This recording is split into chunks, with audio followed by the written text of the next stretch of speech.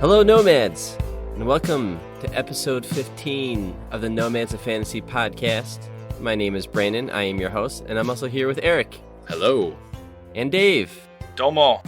And this is a podcast where we go and explore the different worlds across movies and video games and TV shows. Today, we're going to be going into a world that was actually a manga, but it was also adapted into an anime. And we can even get into what's the differences there. What's cool though is that the creative lead for this was in charge of both the anime and the manga. We're talking about Akira or Akira, but we'll probably say Akira because we're lazy Americans, and that's just how we've always kind of said it around here. Before we get too far though, I saw Akira a long time ago, probably like 25 years ago. Eric or Dave, did either of you guys see this? No, right? This is fresh? No. I mean, I've known like the cultural significance of Akira and how it's influenced a lot of stuff in pop culture and anime and, cartoons and all that, movies. But no, I've never seen it. This is my first time watching it. Okay, not even like any clips? Nope. I've seen like GIFs of like the iconic like bike slide and everything, but that's about it. Yeah, what about you, Dave? I came in blind. I was just completely blindsided by this one. The only thing I knew about it was the cool motorcycle.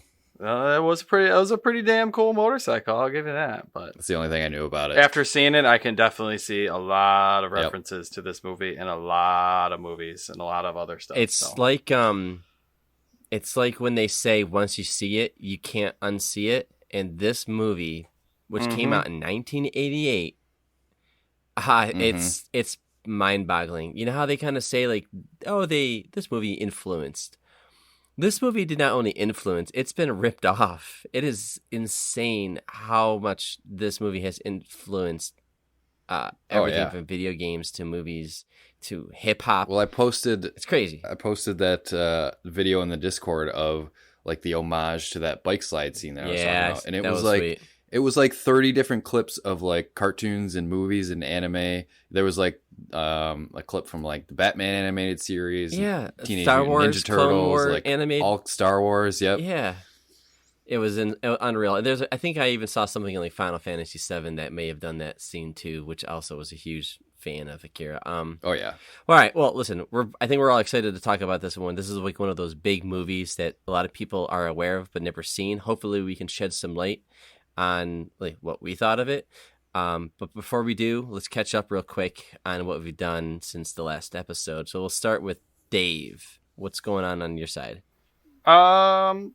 Same stuff as usual. Been going through Flashback a little more. Been liking my time in there. Kind of chugging along in there. Been going through more of the Ascent, which has kind of captivated me. I don't know. Now that we're talking about, dystopian futures and stuff like that in Akira, so in the cyberpunk mood, what we were talking about. Yeah. Well, I mean, I was playing it even before then, but like, I don't know, the game, I had to turn it off for a little bit because it probably crashed like 4 times on me in one play session, and it takes a while to load up. So I was getting a little aggravated, almost threw it down and stopped. But once you get into the main story, things start to make a little more sense, and you're starting to get a little bit more into the world. How is the story? What I played through, the story was kind of weak. I don't know. Does it get better in the later game? Yeah. So like the Ascent Corporation, like it's basically like all the corporations are fighting over like control of certain aspects. So they're like messing with each other, and you got to go mess up this group of people, and then they come and they steal a whole bunch of people from your tower, and you're basically trying to, I don't know, I want to say like dystopian gang warfare, but it's kind of pretty close to that. But getting to the point where a lot of the like what gun you use for certain situations is making a difference, and you got your shotguns and your hand cannons and assault rifles and all that stuff, and you start to level those up individually, which is pretty cool. Some of the side missions are really tough. Like, it's the ones you get right in the beginning. Like, you may not be able to do for a little while until you go through like a chunk of the main story. So I've been trying to work my way through the main story. I hit a stopping point the other night where I was having a little problem with a mech boss that was just ruining my world. So went and wandered around a little bit in there just to level up a bit. Now, one game that popped up, oddly enough, one of the kids got back from summer camp and they were playing Dance Central there and made me bust out the old 360 with the Kinect. Oh, the Kinect. And here we go. The Kinect has been a big hit in the house for a 7-year-old and a 4-year-old. Like, it kind of fits perfectly. So a lot of happy action theater with kids jumping around the living room and jumping up on couches and doing stuff. And it's kind of cool because, I don't know, it keeps them moving around and they're not just sitting in front of the TV trying to watch YouTube all day. But Fruit Ninja on 360 this one's been going in steady rotation this week. Nice. A lot of those games I don't think are Xbox One like compatible, which is a little weird. Dance Central I kind of figured because all the music has got to be, licensed for that specific platform or whatever, but yeah, so I had to hook up the old Dance Central might not work on my Xbox One. Is that what you're telling me? Yeah, it's a sad day, but Darn it. No. all that licensed music. Oh my goodness, darn. So, sorry, no Lady Gaga for you. But Retro Dave over here Retro. playing Flashback and Dance. I didn't see that one coming, but Yeah, well, you're the guy who has made your own like Raspberry Pi arcade cabinet kind of thing at home too. So you're definitely, I joke, but you're actually a retro guy. yeah. This is why Dave likes the Intellivision. By the way, Oh, that is a whole different story this week. Oh boy. Man, that one got a kick in the nuts maybe this week. we can We'll talk about that. in the delayed again or something. It got delayed again, and then I got like a we're sorry pre-order thing today, which is like, hey, you can go download. What does Tommy do the video game orchestra? You get all these albums of video game orchestra. Sorry for the delay. I'm like, wow, that's that is kinda lame. That's kind of it's kind of cheap, but whatever. That's too bad. Yeah. We watched Ghostbusters over the weekend, and they were on the arcade machine behind me. There were some Ghostbuster games going on this week, but those are old and kind of crappy. Let's be honest. But the last game I played this week, and that was just today, and thank you, Jeff Bakalar, has been Monopoly Deal, which is a card game.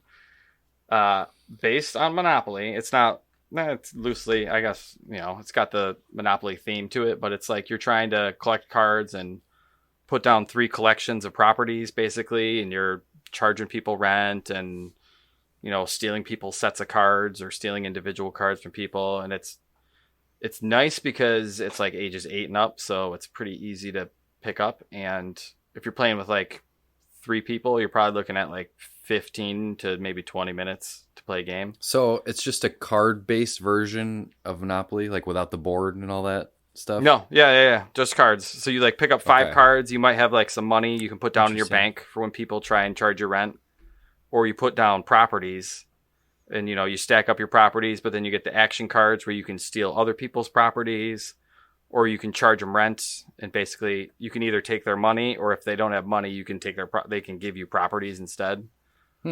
But you're basically just going around in a circle, draw 2, play 3, trying to get 3 sets of cards, basically. And it's a good kind of, I guess, a little smash and grab kind of game where you're trying to put down stuff and you're screwing over other people and going back and forth. And it's like $8 on Amazon, so it's definitely a good deal. Definitely, if you got little kids, it's definitely a good quick game. Way better than playing regular Monopoly. Entertainment for kids that's under $10, I think, is always worth at least trying, even if you play it one time. I can't imagine getting. No, that's cool. I can't imagine getting. What do you have? A 4-year-old and 7-year-old or whatever. them to play actual Monopoly. Like 7-year-old. I can't Yeah, imagine. the 7-year-old got it, but the 4-year-old now still a little over their head. But like we played Monopoly Junior, and even that is just like, yeah, can we Too please much. get this over with? I want to Yep. be done with this. It's got that learning curve where like, yeah, like the first half hour is fun, but after that, like I just want to stab my eyeballs out and flip this board over. So Yep. it takes I all of think it was, that like, out. Thankfully. I was gonna say it takes like till like about age 6-ish for them to kind of grasp board games and Yeah. perform well in them. Mm-hmm. There's some that are like, like Candyland. It's really Simple just ones. play the card and move forward. Yeah, so you can start around a 4 or 5, but 6 is when they can actually like play like sequence and I could see playing this with like other like adults, and it being a good time. And you're not going to play it all night. It's good for a couple rounds, see how it goes. People probably get into it, probably start yelling at each other, but yeah, it's a good one. Heard it on the Bombcast, so I took the recommendation to heart and I grabbed it. So What are you Cool. doing That's talking about about me. other podcasts on your Hey, own podcast? you gotta- I know, I'm all about it. I don't you care. gotta dip in. No, it's Oh, all, yeah. we're all in this together. What about you, Eric? Hasn't been much for me this week. I haven't been playing a ton of games lately. I played a little bit more GBA stuff, some Minish Cap. Played that Harry Potter game I was talking about, but big thing I played was Splitgate, the new hotness. I don't know if you guys have heard about this one. I told you guys about it a little bit. I did.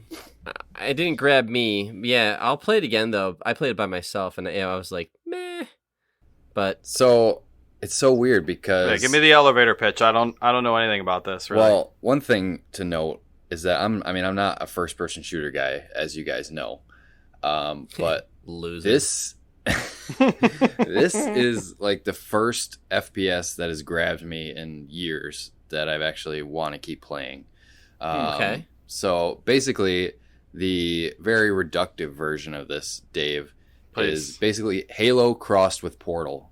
Okay. So you have Halo gunplay in game modes. So you have like Oddball, you have Team Deathmatch, Yes. Shoddy Snipers, all that It stuff. is that. It is that. And then It is that. so Yeah, it's- that's a good it's- way to break it down. Yeah, so it's Halo gunplay and the game classic game modes. I wouldn't say, they are basically ripped off straight from Halo. Like they're all the classic game modes from Halo. But then Yeah. the wrinkle here is that you have a portal gun attached to your arm. And you use It's just like the Portal game. Yep. Where there's the one that you go into and the one you go out of, So you have which is super cool. So you have obviously on your left and right triggers your normal gun controls, and then on the left and right bumpers is where you trigger the portals. So left bumper will open a purple portal. Right bumper. Why can't I say that fucking word? Will open a yellow portal, and then so you can. Basically, you can line up cool shots. Like, say you're across the battlefield, you can shoot these portals like all the way across the battlefield. So if you see someone on the other side of the map, you can shoot a portal right next to you, shoot one next to someone on the other side of the map, and shoot them through the portal. And then Can you just- shoot? Can you use your teammates' portals? You can, yes. Okay. And You can go you through can use people's- the enemy's yeah, portals. you can- But Oh. the only thing, and you can you shoot things into them, I believe. Yep, you can shoot things through it, but you can't see through them. The only ones you can see through are your own portals. Okay. So that's an important thing true. to note. And it's like Portal, the game, where like you can't put on any texture. There's like certain texture that Right. you're allowed It's to like aim these it on grid to textures that you can, it's really obvious of what surfaces you can put the portals on. But it has that same like portal physics, where if you put a portal like on like a slanted surface that's high up, and then if you jump down into one from a high height, you'll get that momentum and keep that momentum through the portal, so you It's the can best do like part. crazy like super jumps across the map. Yeah, that's pretty neat. Yeah, so I had some kills last. Free to play. Yeah, free to play. Right. It's in beta right now. I think it's been kicking around for a couple of years on PC. The big reason it's kind of re-emerged is because it got released on consoles, so everybody's kind of checking it out now. But yeah, you can do really cool like last night, like I said, you put a portal down like a floor beneath you, and then put a portal like over here, jump through it, and then you're like flying through the air, and you have a jetpack too, so you can hover in the air for a couple seconds. So I went through the portal, jumped up, and then like got a headshot on someone, came down, shot someone, ran through a portal. Like it's really cool. But you have to kind of train your brain out of that like normal FPS, because you have to make sure you're thinking about the portals and the shooting at the same time. Because like you can just play it as a normal first-person shooter, but you're not really getting the most out of it if you're not using the portals. It didn't grab me that much when I played it initially, and I know it's not like a AAA game made by like a legit team or whatever. It was impressive what I played, but it was what was cool was one of those moments, and I think this game, what's unique about it is like these moments that only a game like this could create, where I knew somebody was chasing me and I was low on health, and I shot a wall, and then I ran past it, and then I shot another wall, and I ran through that, knowing that if I go through this, I'll be behind him now, and then I can. And I was like, that was really cool, because like you can set up plays that you can't do in other games, or like you got to crouch, you got to lay down, you got to dodge, you got to whatever, you got to be ready to kind of when he comes around that corner to get him. But this game introduces a whole new dynamic where I can just set up a play and then like be behind him or fall from above or whatever, or make him think I went through a portal. It is kind of cool. Like there's a layer of strategy that this game's offering. I'll go back and play it. I mean, shit, maybe after we record this episode, we'll sneak in some games. What was it called again, Eric? It's called Splitgate, all one word. Another anecdote, I had a really cool moment last night. I was playing Oddball, and if you don't know what Oddball is from Halo, basically there's this ball, and you score points for your team by carrying it around for the most amount of time. And whenever the ball carrier gets killed, they drop the ball, someone else can pick it up. So I was the ball carrier, and you can shoot portals while you're carrying the ball. And it was like this corridor, and I made like one portal at the beginning of the corridor, one portal at the end of the corridor, and I was just looping around. And like nobody could catch me, and like I would loop around behind them, and if you melee them with the oddball, it's an instant kill. So I would go around behind them, kill one person, kill another person. I got like 6 kills. I got a killing spree of like 6 kills until finally someone got me, but I was holding on to the ball for like a minute straight, and it felt so good. Try to catch me if you can. That's awesome. Yeah. Oh, that's cool. So like those are the kind of moments in that game that you can create that are just really fun. The portals definitely make a big difference. And the gunplay feels good too. Like it's not like it's shitty gunplay and the only thing's the portal. It's good. It feels good. And it has a hint of like that Overwatch flavor, mostly with like the design elements, the designs of the gun, and like the text and menus and stuff. There's a little bit of that, but the simple reductive way is just Halo cross Portal. And if that sounds good to you, then give it a shot. That sounds pretty cool. I mean, it's free. For the love of God, just play it. Like make your own decision. I thought it was okay. Right. I'm down to go back and check it out again. I kind of judged it a little too harshly, but you're selling it to me. Was that it? What else did you do? Yeah, that's it for Splitgate. This one, the only other thing really is something we all played together, and that was the Back 4 Blood beta. Oh yeah, that's right. Yeah. Left 4 Dead those people made a new game. Basically, Left 4 Dead 3, if you want to look at it that way. Yep, it's Turtle Rock Studios, the guys who are behind Left 4 Dead, and Evolve, if you remember that one. All right. Ew. So yeah, Back 4 Blood. It's basically Left 4 Dead 3. And they had a beta over the weekend. There's an open beta this weekend too, actually. But yeah, it's really fun. It's what it sounds like. The wrinkle that they throw in there, aside from shooting zombies, is they have this card system now, which is kind of interesting. It gives you like certain buffs, like so you can take a certain amount of cards into a round. And you can get like a health boost or like an ammo boost or a stamina boost, or You know, you can regain some health on your melee attacks or whatever. And they also have these debuffs where, like, I don't know, it'll make the map foggy, or like, you know, if nobody dies, everybody gets like 500 of this currency, or, you know, stuff like that. So that makes it a little more interesting. It throws in a little different element than just your standard Left 4 Dead zombie shooting cooperative. But you were I thought it was underwhelmed. interesting. You were underwhelmed though by the quality, because 1 and 2 are so perfect. They really are perfect. Yeah, Left 4 Dead genre that they created, and I feel like this was inferior. And I noticed the sound design was not at all as close, but I know you're not as effective for sure. Yeah, like I said, this is still a beta. You know, it's not the final product, so it's hard to judge it that harshly. But just going by this, you know, Left 4 Dead is of much higher quality. And like just the gunplay feels better, and the atmosphere feels like 100 times better. Like this felt a lot more generic than Left 4 Dead. Left 4 Dead had a very unique sense of like suspense when you're going through these hordes and everything. And I just didn't get that as much with this game. It just felt more like a shooting gallery. Like it wasn't scary at all. Left 4 Dead is actually scary. It felt like somebody was a fan of Left 4 Dead and they made a really good game that like the guys of Left 4 Dead would have made today. But the kicker is, but it was made by the people who made Left 4 Dead, and it's just like, guys, I feel like you did really good with 1 and 2, and then you're making this Back 4 Blood, and it's just like, it's good. It's good. It's just not as good as what you've done. The only thing I can think of, you have an expectation with number 3, and even though this isn't really it is, but it isn't.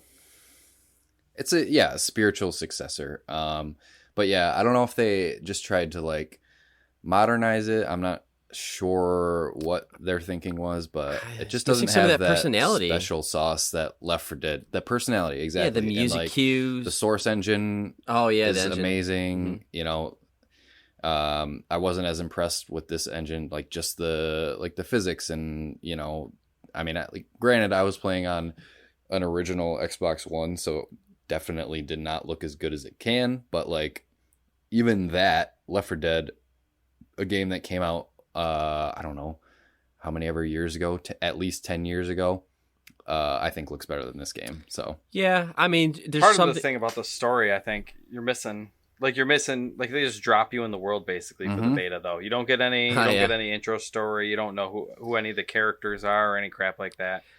I didn't play a ton of Left 4 Dead 2, but so I mean, I wasn't as disheartened as you guys were. But sure, yeah. I mean, they throw in a couple shitty little voice clips and stuff while you're out, you know, doing your mission to give some backstory. But I didn't really didn't grab me. Enemy types that kind of like replicate some of the stuff that was in Left 4 Dead 2. They're not exactly the same, but you know, you still got the big guys that explode, and dudes are shooting, like certain zombies climb up high and shoot webs at you, and you can't get anywhere close. But we had that one level where like you just have to run through it. We had no idea. We died like 2 or 3 times in a row trying to figure out what was going on. But Yep. Yeah, and then we ran through it, and it ended up being way better. So. Yeah. I thought it was good. It's good. It's good. Play when it comes out in October.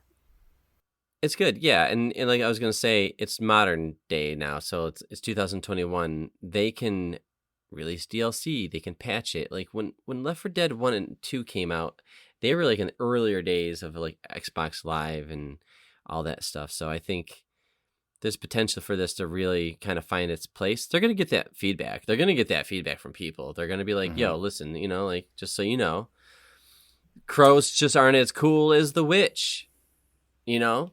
And that was like that. If you listen to our episode about the 15 like oh shit or whatever what was that called, the episode? The oh shit moment episode in video games. Yeah.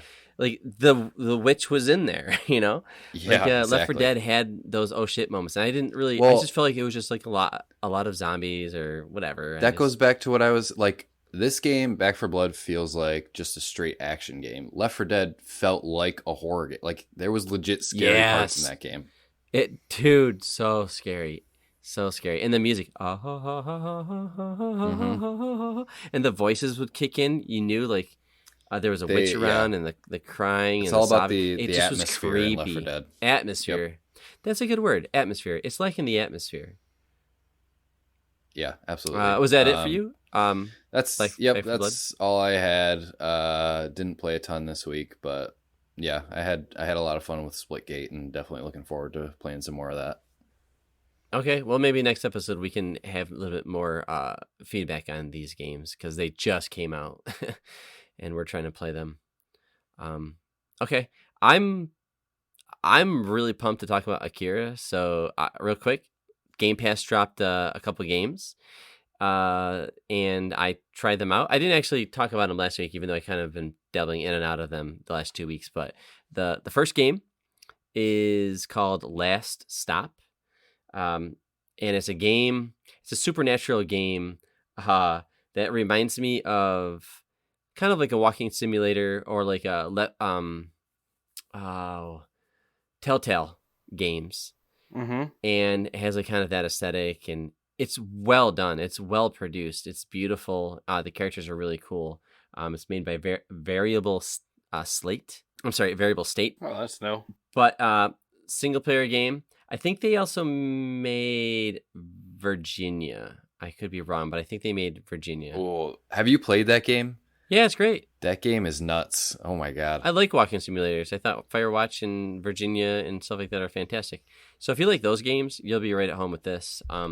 What's cool is like it's one of those games where it has fun with the medium a little bit. So it's just these British people on a subway or whatever, and you can pick your character. There's 3 characters to choose from. They're all different, and they all have these supernatural stories.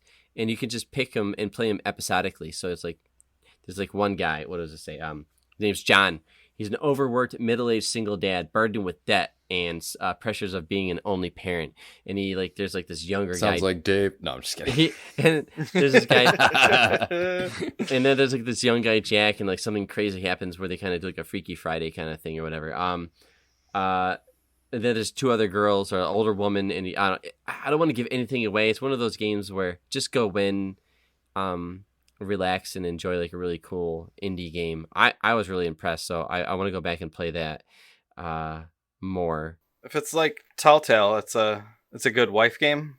I would say. I mean, this game's all about the story, right? Is the story good enough to pull you through? Yeah, I mean, I only played the opening 2 acts per character, and I enjoyed what I saw, and I thought it was really cool. I think it's worth your time. You'll know after like probably playing like an hour if it's for you or not. But other than that, and then the other game came out with it. Eric, you would like this. It's Dodgeball Academia, dude. It's like Dodgeball Ghost Story. Have you played it? I know, no, but it looks like Golf Story, but with dodgeball, and I want to play it. It is so. It probably isn't as good as Golf Story because I get a little farther than that. But I was just like, this is Dodgeball Golf Story. This is Dodgeball Story. I have it downloaded. Really cool. Mm-hmm. And the game mechanic. This one's a little bit more about the actual dodgeball gameplay though. So where like Golf Story is kind of like it's an RPG with a golf theme. This is like a little bit more dodgeball the game, but RPG. So, you got to do all the RPG elements. You're walking around, hi, I'm a new student. And like your Otto, his name's Otto, and you need to get like a team. So like you got to go and recruit people, and it's really cool. The charm is there. I had a lot of fun with it. Apparently it's 2 players. I kind of really want to play this with my 6-year-old son. And it's beautiful. It's like couch co-op? Yeah, yep. Okay. So I highly recommend this game. Came out of fucking nowhere, and I was just like, damn. We just had an episode about Game Pass and like the value it offers, and we try to address our concerns, but they're really overweighted by like how awesome Game Pass is. But like these games they just dropped are so good, man. So no, I'm definitely planning on checking that one out. Like I just love the art style. It's very like cartoony. Like the Saturday artwork is really good. Cartoon type style, yeah. Yeah, it's not like the 8-bit. It looks retro. like a Nickelodeon cartoon. Correct. Almost. Yeah. Yep. It really does. It really, really looks like Cartoon Network or something like that, or Nickelodeon. And then I didn't say, but it was made by Pocket Trap. So yeah, check it out. It has my approval so far. I'm not that far into these games, but that's it. And I watched Akira. I got a Hulu account going, and I was like, damn, Ninja Scroll's in here. I started watching Ninja Scroll again. Ninja Scroll is another fantastic anime, but we're not talking about that. But that movie is so good. I'm just super excited to talk about Akira. But that's it on my side. So are you guys ready to take a break and then we'll get into it? Absolutely. Yeah, sounds good. Okay. All right, let's take a break.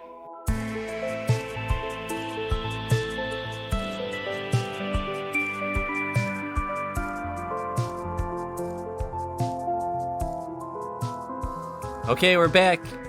And I'm very excited to talk about this movie, Akira. And before we actually start gushing about the production quality of this movie, because that's kind of like the big thing about this movie, I'm going to have Eric, kind of just run down what this movie is about, just in case you don't know, or you need a refreshment on what Akira is and why it's so influential in pop culture. Go ahead, Eric. Well, before we do that, I just wanted to ask: did you guys watch the dub or the sub version? Dubbed. Dubbed. I heard the dubbed is actually pretty good in this, and I actually did not mind it at all. It was actually pretty good. Yeah. Personal opinion. So that's interesting because when I watch anime, I usually do watch the dub, but for this one, I thought the dub was not very good. So after sure, I usually go subtitles as well. I looked it up because I'm like, which one do I do? Because Hulu had the two options. I'm like, oh shit, is this the thing? So people are like, it's not that bad, but why? What are you trying to get to? Well, I started with the dub, and like 15 minutes in, I was like, I don't know, this dialogue is not really working for me. I didn't really love the voice actors and all that stuff, the English voice actors. Yeah. So I switched it off to the Japanese version, and like that made my enjoyment of this movie like skyrocket. Huh. Okay. Yeah, like I enjoyed the original Japanese audio way more than the dub, which is so weird for me because I usually prefer the dub. Okay. I mean, this, Did you? Well, real quick. So, just because you're kind of opening up with the voiceover part, I didn't know this is a thing. Apparently, it is in America, but in Japan it wasn't until Akira, where they did all the voice acting before they did the animation. So see, again, Akira is like this unique spectacle of probably the highest achievement in hand-drawn animation that we've ever seen before. I blew my mind. It really does rival what Disney... It's amazing. Yeah, it's really incredible. Especially from 1988. You really got to just give it to them. Like, this is incredible. Just what you've made. But yeah, so that way they could draw more accurately to the movement of the mouth or something. Huh. But I just saw that fact, and so I thought that was interesting. That makes sense with the Japanese audio. A lot of times where anime runs into problems with the dub, and why anime gatekeepers will say the only way to watch it is to watch the subs with the original Japanese audio, is because the English audio isn't as faithful to the original dialogue because they have to match the Japanese how their mouths are moving for the Japanese language. They have to match it with the English dialogue, so they have to adjust the dialogue accordingly, and sometimes the lines don't make sense or they sound weird and stilted because they're trying to match it up with the mouth movement and everything, and they basically have to adapt the script to English to make it fit. So that's where the dubs kind of run into a problem, but they've gotten way better recently which was interesting. Well, this movie's been dubbed a few times because I saw that the earlier version of the American, like the English speaking version, the guy who voiced Leonardo from the cartoon I just series heard of the that Ninja today. Turtles. Really? And I saw that because I was like, when I was researching which one to watch, like dubbed or subbed or whatever, they were showing you the different versions of the voice acting, and like it was like I can't watch this if it's the same guy who does the voice of Leonardo. I can't do it. But I think like 2001 they redid the voices again. So that's what I watched on Hulu. So that's what I watched was the newer version. But I saw that. I watched I'm like, it. I can't. Yeah. I'd rather hear like a Japanese guy and just read subtitles. I only chose not. Also, I knew this movie was so gorgeous that every second is like a work of art that I couldn't spend my time reading text in the bottom of the screen, the following with a story, when such beauty is before my eyes. I had to. That's how I normally. That's why I went that. It's just straight eye candy. That's how I normally am, but it is straight eye candy. Just for some reason, the dub for me was just so distracting and was just taking me out of it. I had to. Switch over. I would definitely have to give it a rewatch too. And like I think the Japanese voice actors did such a better job than the English voice actors in this.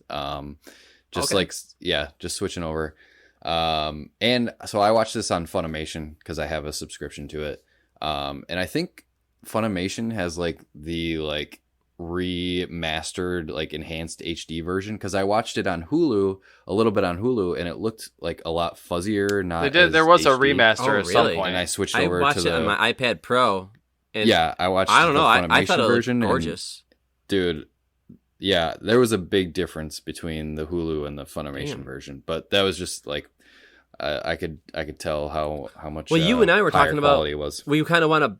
Well, we want to buy the Blu-ray 4K, whatever the best version of it. I feel like as a fan of cinema for this movie and world building, I feel like this is a movie that you just got to have in your collection in some capacity. But I would highly encourage. I want to do that for sure. All right, let's get into it. So, real quick, like start with who made this. I think that is also important because I think it's extremely important to know his name. I think that's just like. That's what you want when the guy who comes up with the source material also is the same guy who made the fucking movie.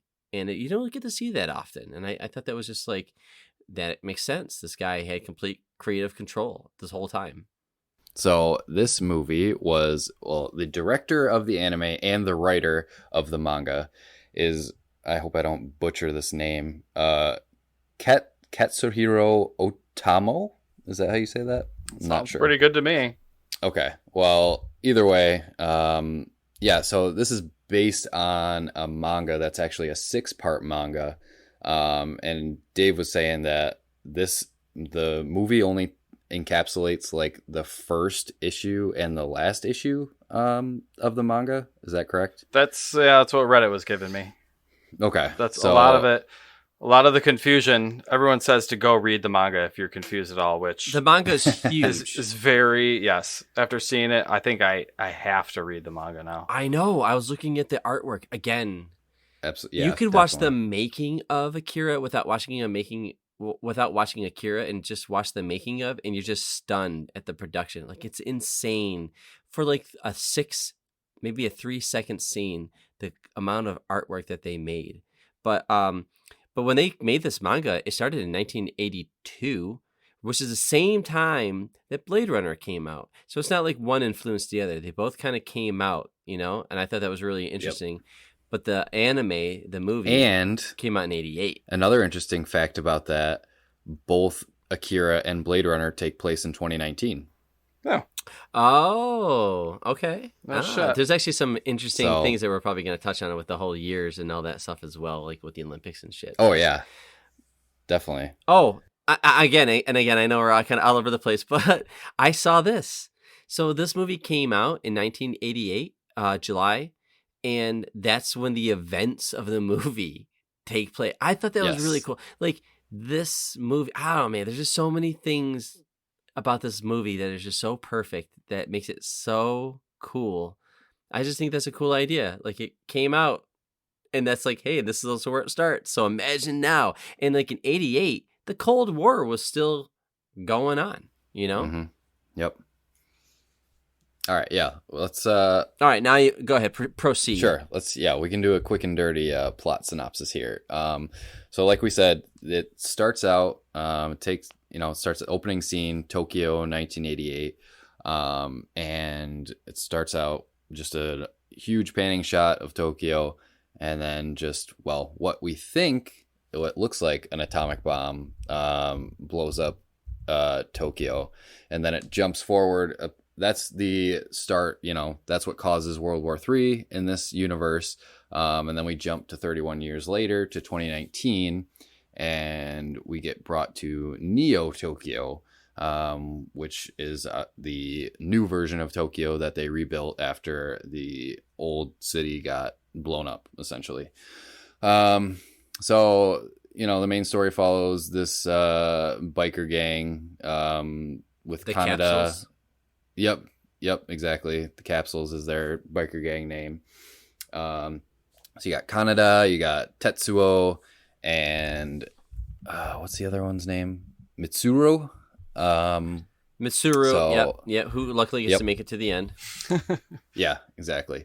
So, it starts out with just such a badass like motorcycle chase. They're chasing this gang called the Clowns all through Neo Tokyo, and this gives it's brilliant because it gives you such an opportunity to see all the different aspects of the city. They're racing through the streets and like this beautiful neon lit city, and then they end up racing to old Tokyo, which is kind of cool. So you get to see the aftermath of the explosion and everything, and what ruins are left of the old city and everything.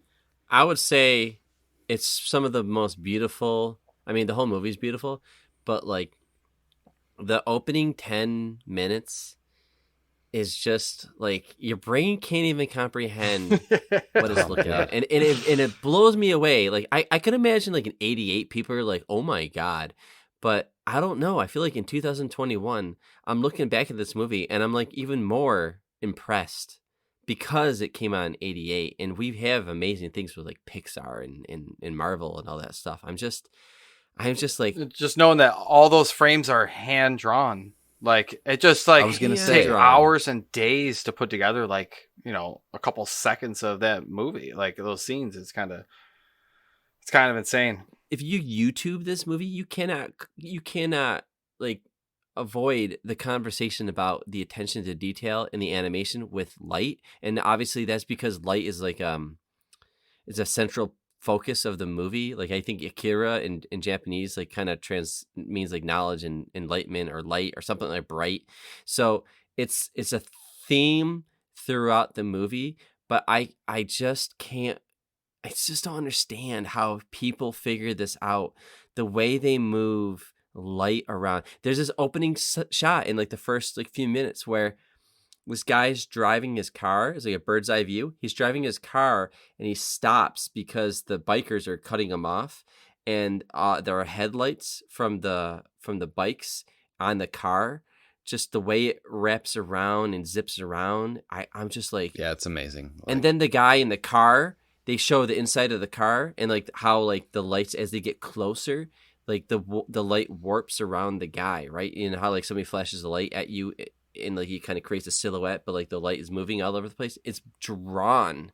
And I just like, come on, man. This is insane. How are humans doing this? I'm sorry. You're trying to tell a story and I'm just gushing over like the opening it's sequence. True. It like the animation in this movie blows away most other hand-drawn animated things these days. Like if you look at like any anime nowadays, a lot of it is getting kind of like pumped out, because they have to do it so fast, episode to episode, and need to release an episode each week. So they kind of rush the animation, but you can tell that they really took their time with this movie. And just like you said, the attention to detail is just insane.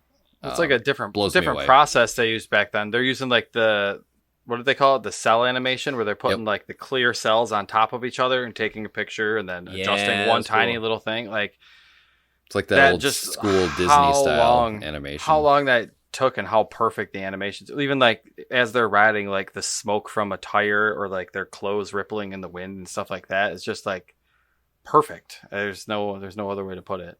Yep, absolutely. But well, proceed. Getting back to the plot.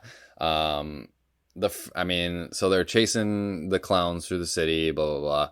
This scene was really cool though, because it gave me like really big. I don't know if you guys have played like the old Road Rash games, but it gave me big Road Rash vibes, where they're just they got their lead pipes on their motorcycles and they're whacking each other off the cycle. They're whacking each other off. They're whacking each other off. Yes. They're teenagers, by the way, which is weird because like I didn't realize they were teenagers until they were like sent to school. But right, yeah, I was gonna say they're in high school, in their 20s at least. Yeah. So but they don't fuck around, man. No, like if you're on a bike and you're driving by another bike, get ready to fight. I was gonna say they're Tetsuo. There's a scene where this guy falls off his bike and he's laying on the ground, and Tetsuo's riding up behind him with his pipe and literally just cracks him across the face, and all you see is like this splatter of blood and his helmet go flying. The one guy gets his arm ran over, really, and I had like an audible out loud like, "Oh!" and he gets his arm ran over by another bike. It's violent. It definitely earns its rated R. Oh, real quick, it's important to note that during this opening sequence, we do get to, impressively learn a little bit about the dynamics between the characters. So Canada is the leader of the group. Yep. And he's got this awesome red motorcycle. Yes, like when you look up Akira, he's not Akira. We'll get to who Akira is. Canada is actually the leader. He's like kind of the main protagonist, I guess.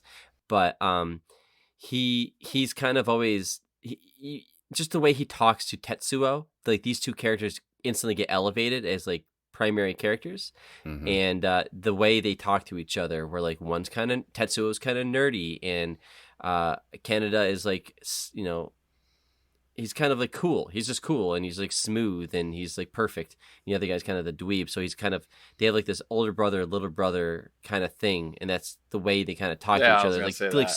Stop slowing us down, or get up, you idiot, or something like that. Canada's always got to like protect him and save his ass, put him down as well stuff. When he fucks up, kind of thing. And put him down, exactly.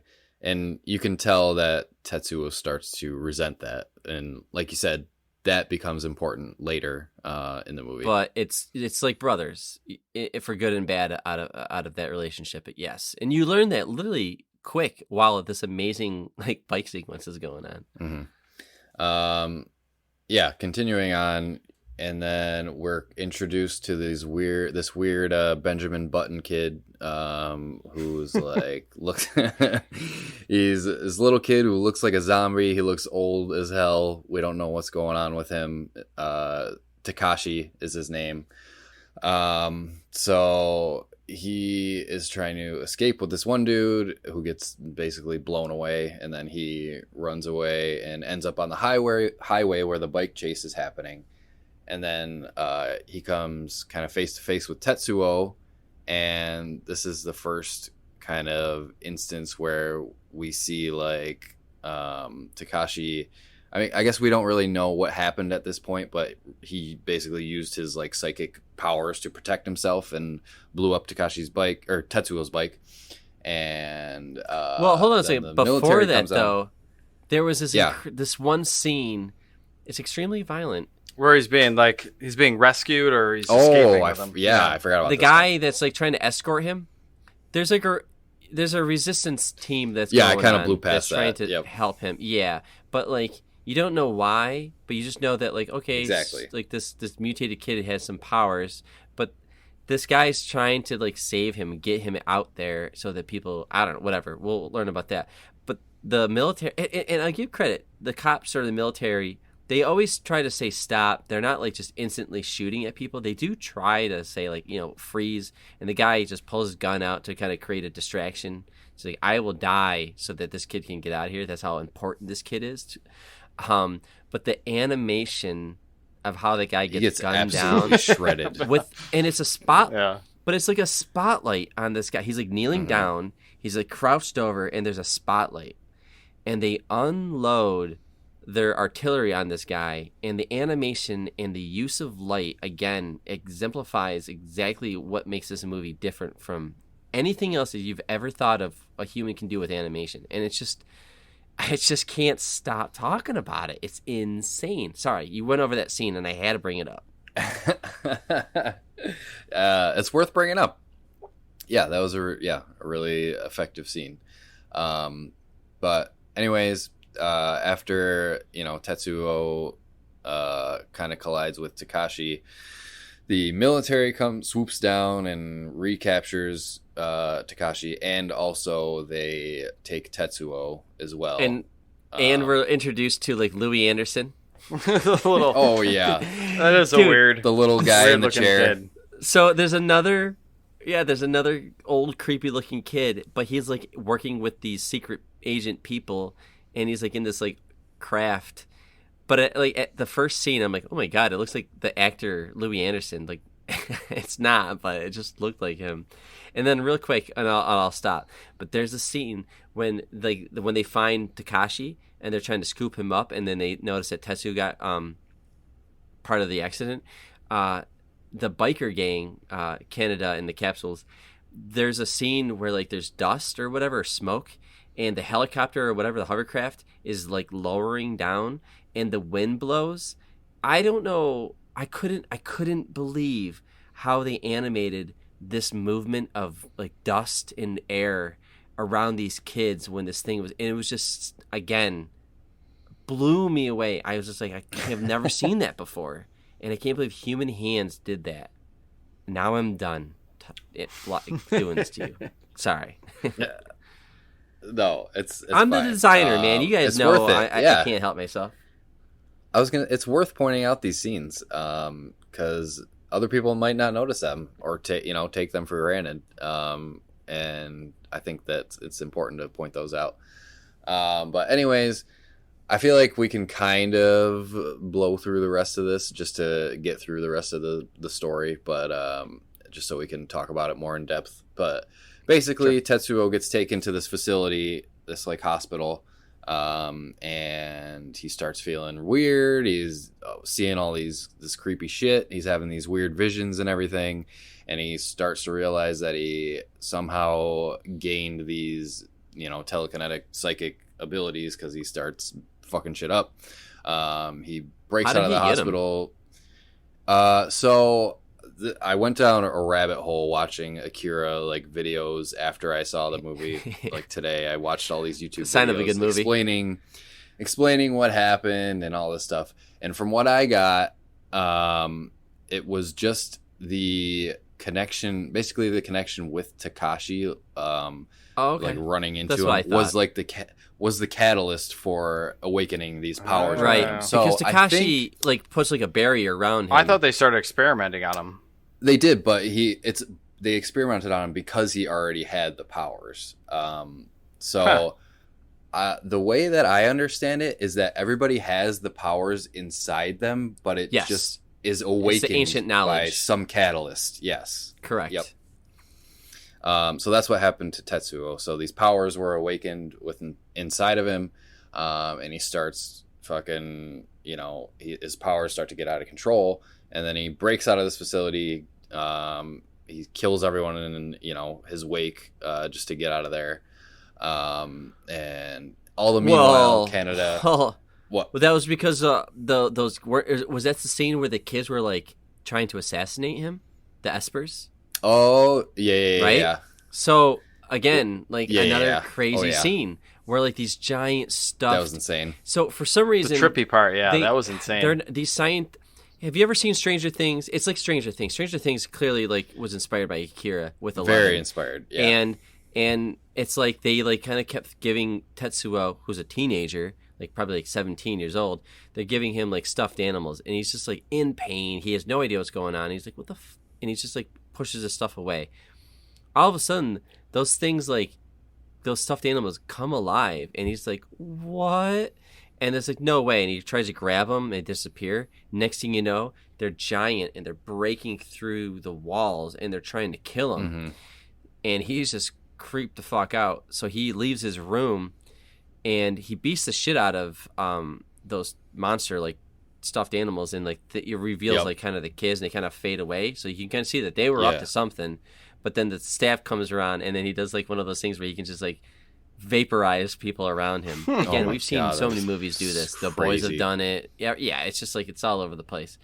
There's actually this scene more or less is kind of like Kanye West's has a music video that kind of ripped off of a scene from Akira. It might not be this scene. It might be a scene later on, but I thought that was really interesting.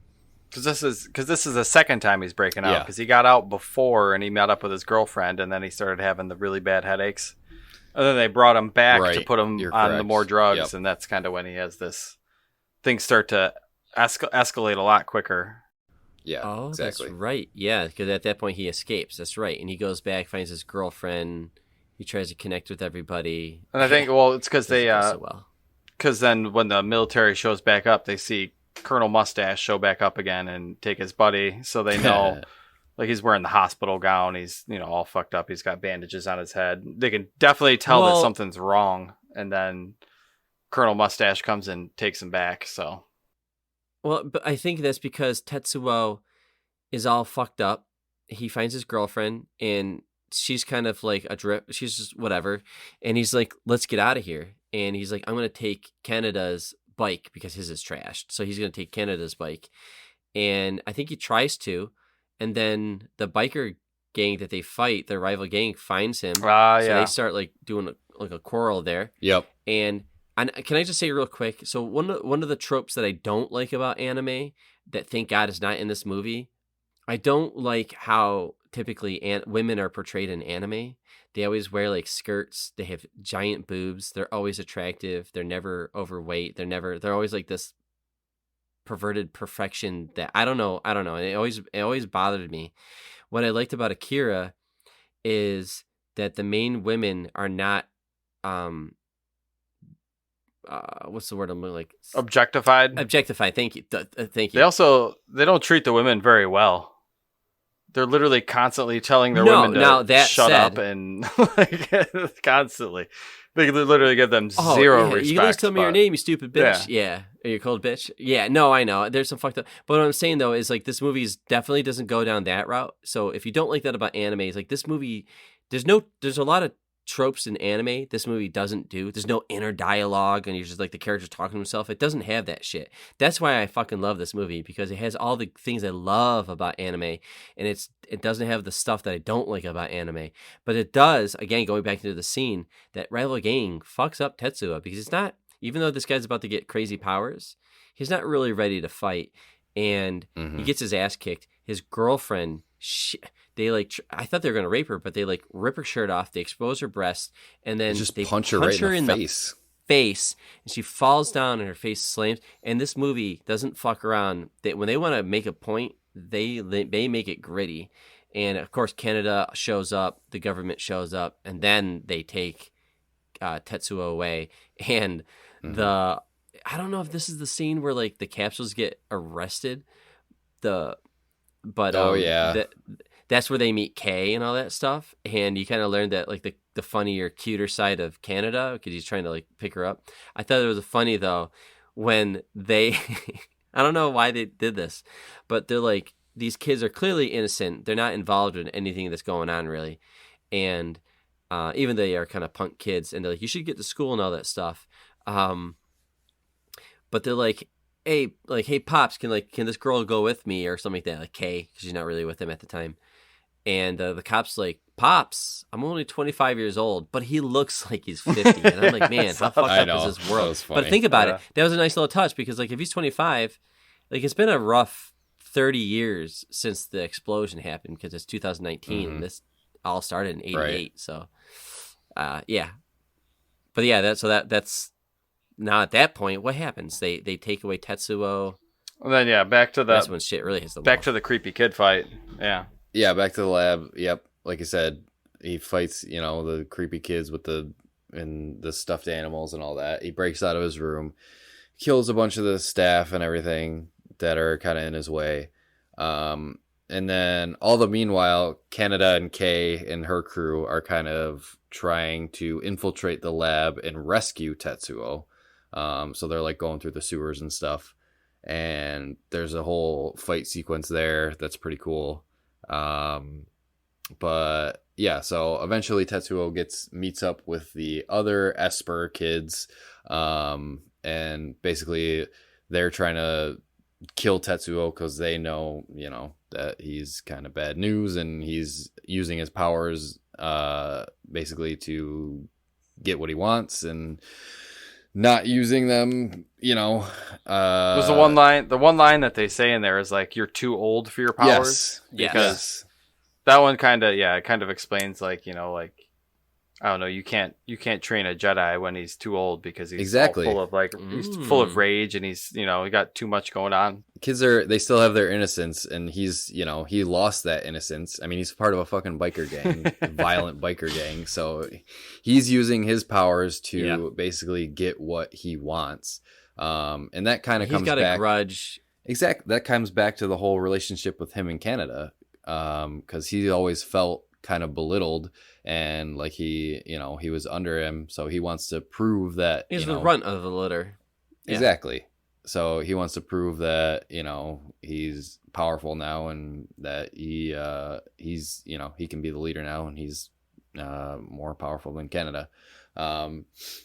So yeah, from there Canada and Kay kind of meet up with Tetsuo, and they have their whole altercation where Tetsuo is basically telling him all this, that you treated me like shit, and that you've always treated me like I was below you and everything. So he's pissed off about that. Canada basically tells him to stop being a bitch, and Tetsuo does not like that. And yeah, I don't remember exactly what happens from there. So so it's not a crazy plot, but like that's more or less what's going on. But in the meantime, there's some politics going on. So what happened was, when the explosion happens in the beginning of the movie, it's revealed that Akira did that. And Akira is one of these kids, right? That the government, this group, the secret group, is just experimenting with how far can we go with human intelligence. And they had these 4 kids. There's the 3 that we are introduced to. Like they all look like old people, but they're like these little kids or whatever. But Akira was one of them as well. The problem was Akira is like Tetsuo, where he excelled more than the others. And they're called Espers because they're learning ESP. Wow. And his powers are just, they got out of control. Yeah, I just learned that before the show recording. And so what happened was he was just, the problem is like at a certain point, like this untapped power consumes you and it goes beyond your control. So for a little kid, he just exploded, and the scientists found his body and they dissected it, whatever, and all that stuff. Spoiler alert there, right? But there's people who kind of the government hushes it.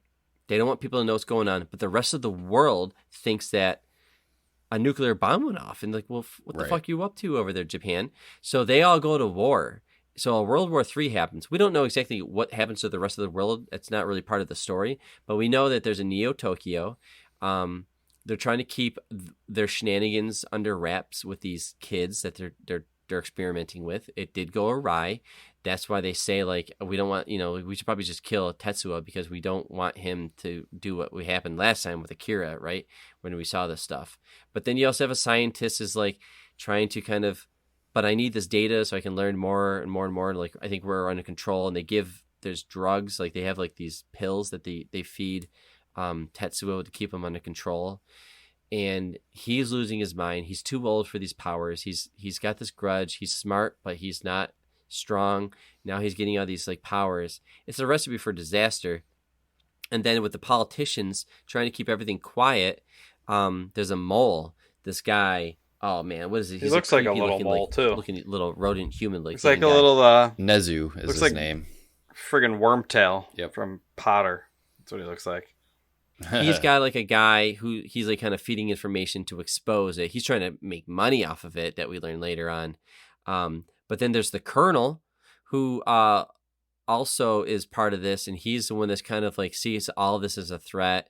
But he's not like, he doesn't care about the kids, but he does listen to Kyoko, the girl, because she seems to be one of the more powerful ones. Her abilities let her like kind of do mind control and kind of predict the future or something like that. She's got a little bit of far-seeing a bit. Yeah, and she just says like straight up, like, listen, this is not going to end well, and you need to do something. So the Colonel goes to the board of these people. It's like, yo, listen, we gotta do something because it's gonna be bad. And they're like, you're out of control. It's all bureaucrats and bullshit and all this stuff. So it's not, again, it's just like corruption's everywhere. And it's not the best time for Tokyo because they're kind of recovering from what happened like 30 years ago. So you get all that going on. Kay is part of that resistance because she's part of that resistance that's being fed from the mole guy, Nezu. So all this is coming together. Canada has a crush on Kay. He's trying to help her. He goes on some missions. That sewer scene was really cool. It kind of seemed like the Ninja Turtles are going to show up any second there. But at some point, Tetsuo gets because the kids try to kill him. He was so mad at those other kids, the Espers, that he hunted them down, and he finds this giant playroom for them, and it's kind of creepy. But instead of them getting killed, they kind of say like, yeah, like there's Akira or whatever. So he's like, all right, I'm gonna find this Akira guy, this other kid, and I'm gonna find him and I'm gonna beat him or whatever. So he goes on this whole warpath to find Akira, and now we're probably at the halfway point where Canada is, he's kind of following along at this point. He's not really the protagonist at the point. Now it's kind of like Tetsuo's movie, and we're following him and his journey, and he's getting more powers. He can fly. Journey, warpath, kind of the same. I was going to say, yeah, Canada's trying to follow Tetsuo to wherever he's going, basically naively to try to stop him from whatever he's going to do. Right. But obviously Tetsuo's powers are insane. So, but yeah, like you said, Tetsuo's on his warpath to go find Akira, and he eventually does find out where he is, because Akira's like locked in this cryogenic chamber, like way underground, where the Olympic Stadium is being built, which is really funny. Can we talk about that? Yes, real quick? Let's talk about the recording of this. Can we just talk about this? One of those eerie similarities. We're like, how the fuck did this happen? Such a crazy I wonder if that was in part of their pitch to win the Olympics. It was like, yo, it's already in Akira. Like you might as well just give us the Olympics, right? Somebody in the Olympic board is a Akira fan. So yeah, I mean, this movie takes place in 2019, and they're building the stadium for the 2020 Olympics, which obviously the 2020 Olympics just happened. I mean, obviously they got because of COVID. It happened just now, and here we are recording it. But yeah, it's such a crazy coincidence that the 2020 Olympics were a thing in this movie in 1988 when this movie was made. So that's just a really cool, weird coincidence. It was eerie. That happened. Yeah, it really was. Yeah. So Tetsuo digs up Akira. Basically, the chamber he's locked in, cracks it open, and he doesn't find anything except a bunch of like test tubes with a bunch of different parts of Akira. He's all like in different parts. And basically Tetsuo's like, what the hell is this? And he's convinced that Akira like never existed in the first place. So he kind of, his powers keep growing and growing, and he's getting more out of control. And let's just get into the meat and potatoes here. Let's talk about the ending, because this is kind of... Oh yeah, because at this point right now, because Canada's up there and he's like trying to talk to his friend. He knows that like Tetsuo at this point, he doesn't know that Tetsuo is gone, but he's like trying, and he's got like this crazy like laser gun. But how cool was it when Tetsuo was like at this point batshit crazy with power, and he's just like all of a sudden engulfed with like this bluish white light, and his like, skin's kind of flaming, whatever. Satellite beam. And then you realize the colonel called in satellite laser. Yep.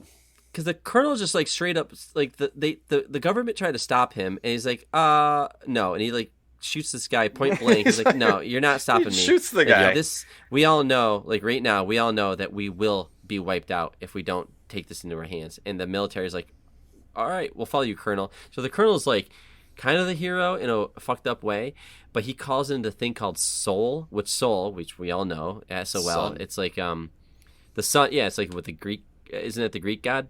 Right? It's yeah. I think so. Yeah.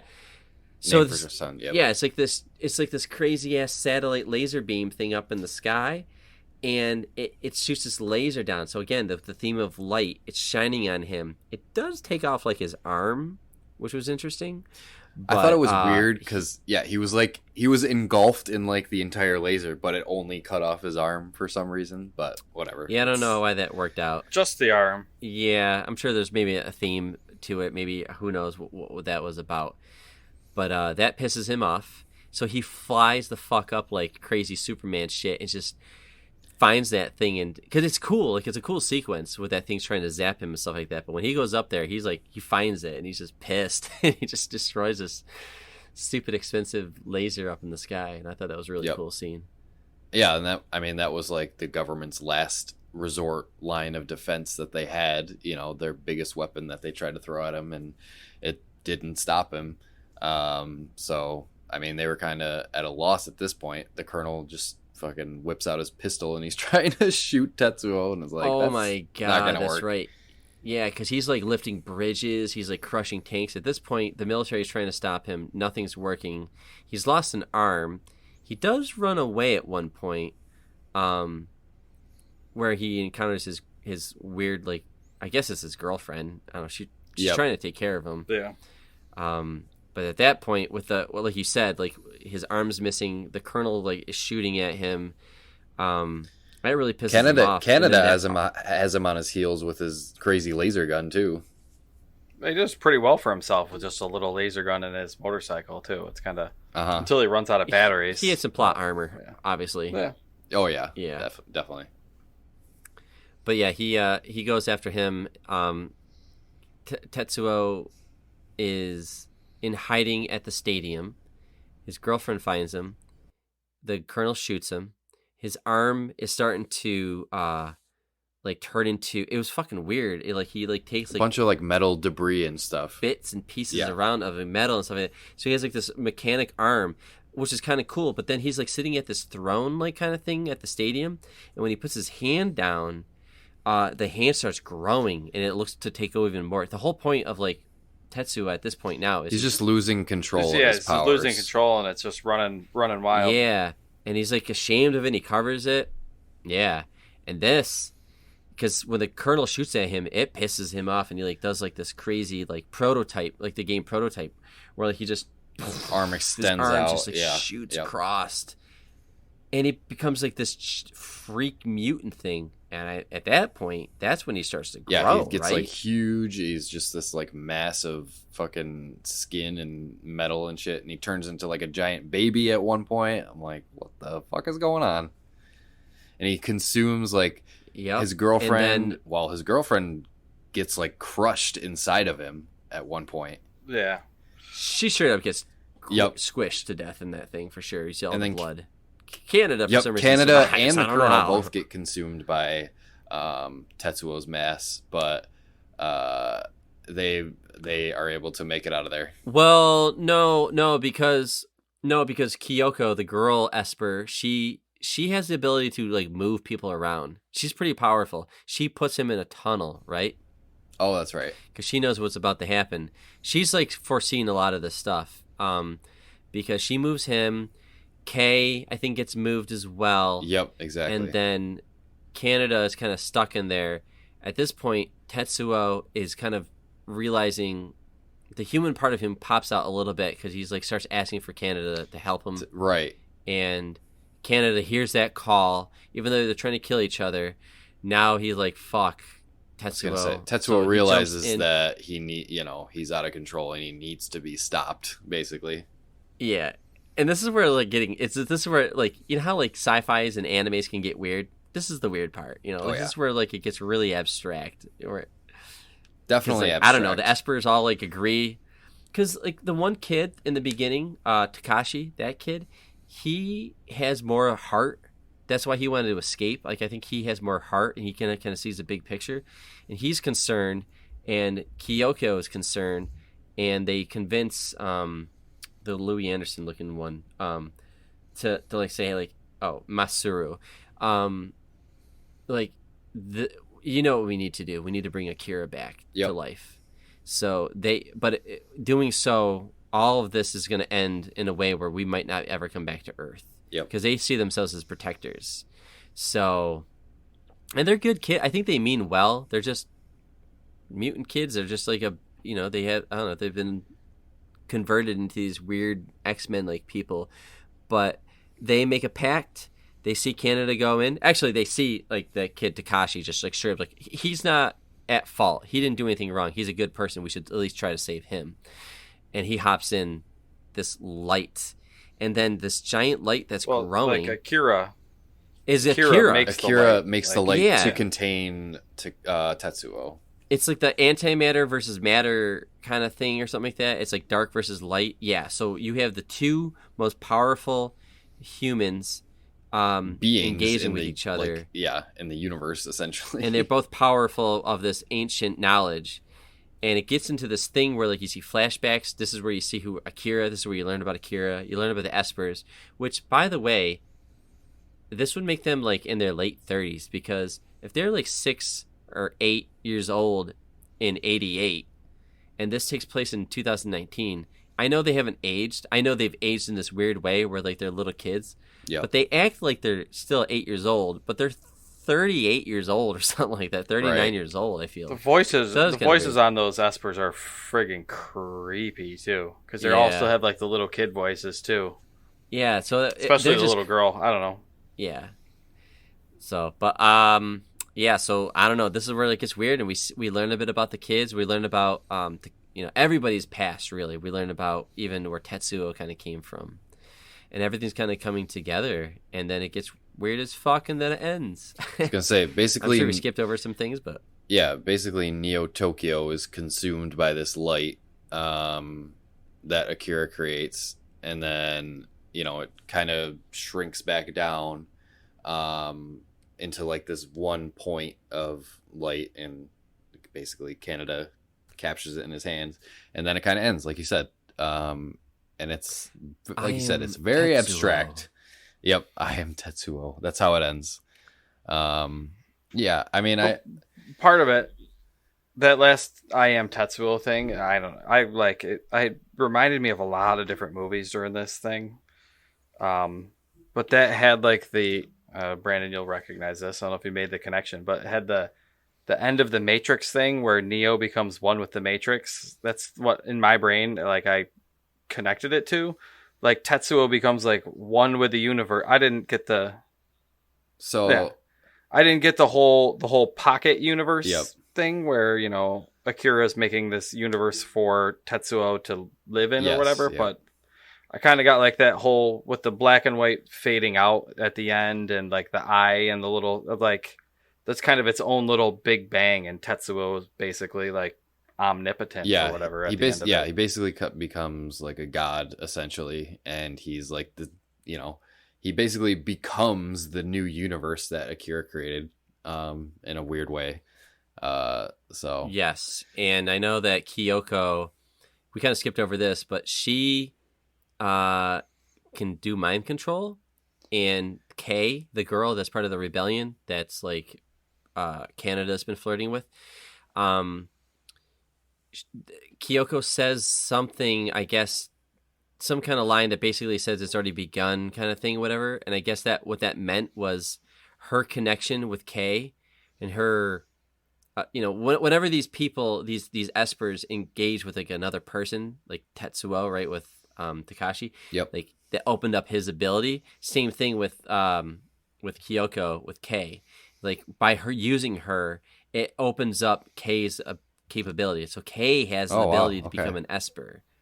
So I yeah, did so she not Yeah, I get didn't that. get that That's either. cool. yes, so the whole thing is with her is that she has the next potential to be the next, but she's a good person. Like she means well. She's a good character. Mhm. So they I think Kyoka didn't mind using her because she knew that she meant well. But that's what I got from my readings about that line, well, like what it meant. It's hopeful at the end. I don't know. There's a lot of different themes throughout it. Whether like you're talking about like Japan dealing with the aftermath of nuclear bombs, like Yep. Mm-hmm. that seems like that's like an overtone throughout it. Oh yeah. The thing of like great power, not like the great power, great responsibility spiel, but like the, you know, should we have this great power? Or like there's that whole talk when they're in the jails and they're talking about like if an amoeba had, you know, the semblance of like a human, like it would be considered a god to the other amoebas. And that's kind of like a metaphor for like, you know, Tetsuo's getting the powers of a Exactly. god compared to what we Yep. think. So there's some crazy metaphors, and there's a lot to unpack. I was gonna in this say, movie. It's kind of going insane, into this, I thought it was just like a cool like biker gang movie, and then it Me turns out too. you're just I had no idea what I was you getting end up into. taking like a philosophy class in college by the end. I was like, holy shit, these are some crazy I was concepts. not ready for that. But it doesn't get in the way where like it's like in your face throughout the movie. It really happens at the end. It all And comes it together makes at the way end, this yeah. movie fucking escalates is perfect. Oh, yeah. It just escalates.